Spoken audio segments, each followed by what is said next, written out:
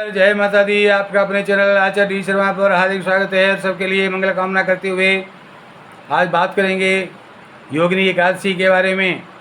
योगिनी एकादशी वर्ष में एक बार आषाढ़ कृष्ण पक्ष की 11वीं तिथि को आती है और ये इस बार हमको दिनांक 14 जून सन 2023 को बुधवार का दिन है, इसमें प्राप्त हो रही है। और इस प्रकार से आप इस एकादशी के महात्म्य को कई बार बहुत बार हमसे सुन चुके हैं, इसलिए ज़्यादा जो है प्रवचन देने के बजाय हम आपको सीधा बताते हैं कि सभी प्रकार के व्रतों में सबसे उत्तम भगवान ने इस एकादशी के व्रत को बताया है। सभी प्रकार के धर्म कर्म में सबसे उत्तम ये एकादशी का व्रत है, जिसके करने से सभी प्रकार के व्यक्ति को जो है दो रोग दोष से मुक्ति मिलती है, सभी प्रकार के पापों से छुटकारा मिलता है और इस जीवन में सुख भोग करके अंत में भगवान के लोक प्राप्त होता है, भगवान का सानिध्य प्राप्त होता है। ऐसे एकादशी के व्रत को आप कैसे करेंगे? दशमी के दिन रात शाम के समय से ही ये एकादशी का व्रत प्रारंभ हो जाएगा। मन से, अपनी वाणी से और शरीर से आपको पवित्र होते रहते हुए शाम का भोजन कम से कम करते हुए दशमी की रात्रि को जागरण करना है। भगवान का ध्यान करते हुए, कीर्तन करते हुए आप जितना हो सके समय को व्यतीत करेंगे।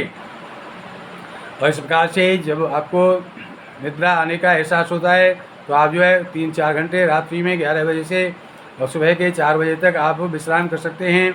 इस प्रकार से विश्राम करके प्रातः ब्रह्म मुहूर्त में उठ करके आप एकादशी वाले दिन जो है यथा नित्य क्रिया से निवृत्त होकर के भगवान के श्री चरणों में बैठेंगे और पंचोपचार, षोडशोपचार जैसे भी हो सके श्रद्धा और भक्ति के साथ में भगवान नारायण की, लक्ष्मी माता के साथ में जो है विशेष पूजा पाठ करेंगे। और पूजा अर्चना करने के बाद में अपने एकादशी के व्रत के लिए आप संकल्प करेंगे। और इस प्रकार से अपने हाथों पर चावल, फूल, दक्षिणा आदि रख करके, अगर सुपारी हो तो छोटी सुपारी रख लेंगे। तो इस प्रकार से रख करके आप भगवान से प्रार्थना करेंगे। या तो संकल्प संस्कृत में बोला जा सकता है या उसको हिंदी में आप कहेंगे, हे प्रभु, हम आपके इस एकादशी व्रत को धारण करने की कोशिश करते हैं या इसको धारण करना चाहते हैं। आप हमारी सहायता कीजिए, हमारा ये व्रत निर्विघ्न पूर्ण हो, ऐसे आपको आशीर्वाद दीजिए। इस प्रकार उनके चरणों में आप ये सब रखेंगे फूल पत्ती और इस प्रकार बाद में भगवान को भोग लगाएंगे। और इस प्रकार इसमें जो भोग होता है एकादशी में निराहार आहार से रहित यानी अन्न के अलावा जो है वस्तु होती हैं वो व्रत की वस्तुएं, इसमें आप भगवान को भोग लगाएंगे।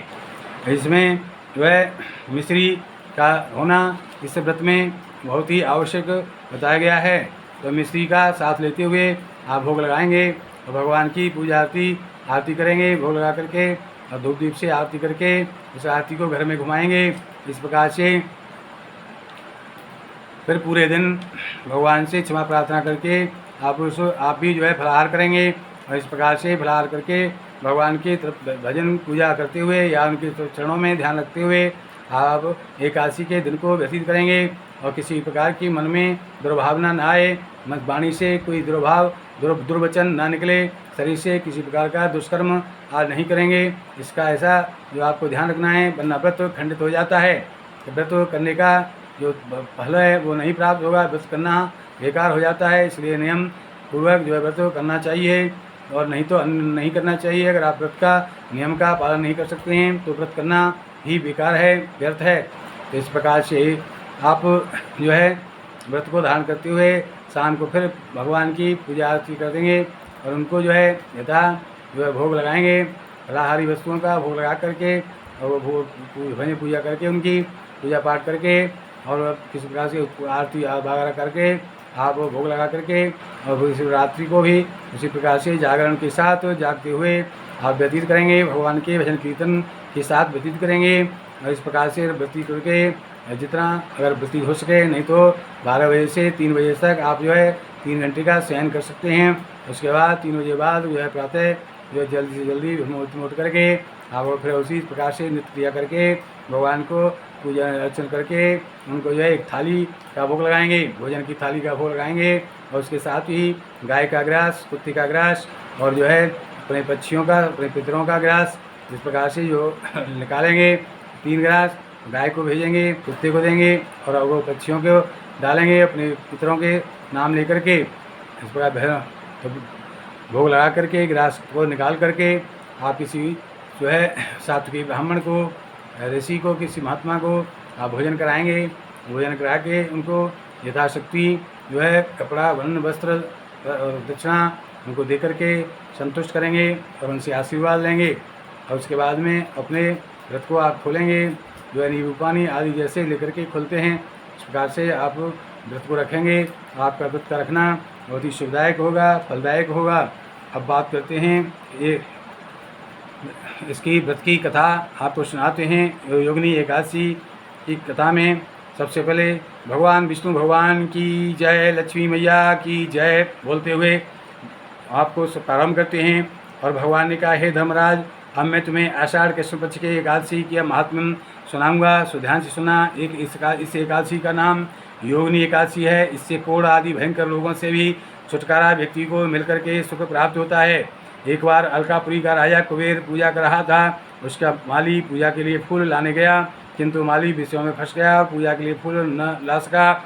जब बहुत देर तक बाट देखने के बाद माली नहीं आया तो कुबेर ने माली को क्रोधवश श्राप दिया कि तू कोढ़ी होकर के पृथ्वी पर भटकेगा।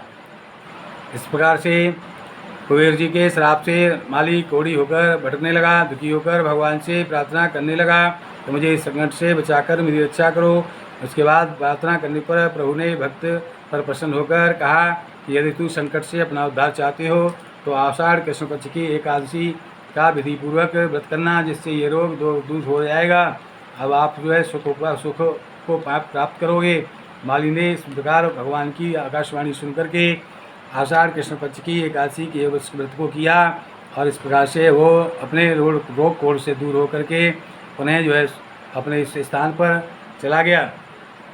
इस प्रकार से आप इस एकादशी के व्रत को करेंगे। ध्यानपूर्वक हमारे कार्यक्रम को आप सुनें, समझें, उसके अनुसार अपनी कार्य योजना बनाकर चलें तो आपको जो है निश्चय ही सुफल प्राप्त होगा। सुखदायक, उन्नतिदायक, जो है ऐश्वर्यदायक जीवन की प्राप्ति आपको हो सकती है। यथा जैसा कर्म होगा वैसा ही उसका फल मिलेगा। इस प्रकार से कर्म करते हुए आप फल की इच्छा न करते हुए भगवान को अपना कर्म अर्पित करें। या मैं करता ही नहीं हूँ, सब कुछ भगवान कर रहे हैं, ऐसा करते हुए, ऐसा कहते हुए आप जो है अपने विवेक से, अपनी बुद्धि से, अपने मन से, अपने जो है आत्मा से निर्णय करते हुए, शुभ कार्य करते हुए इस लोक में शुभ होकर अंत में भगवान के लोक को प्राप्त करेंगे। हमारे प्रोग्राम को सबसे पहले पाने के लिए हमारे चैनल आचार्य शर्मा को सब्सक्राइब करें, लाइक करें, शेयर करें और शेयर करके पुण्य अर्जित करें। और किसी प्रकार की ज्योतिषीय समस्या के समाधान के लिए हमारे निःशुल्क फ़ोन नंबर 8630379775 को नोट करें। जय माता दी।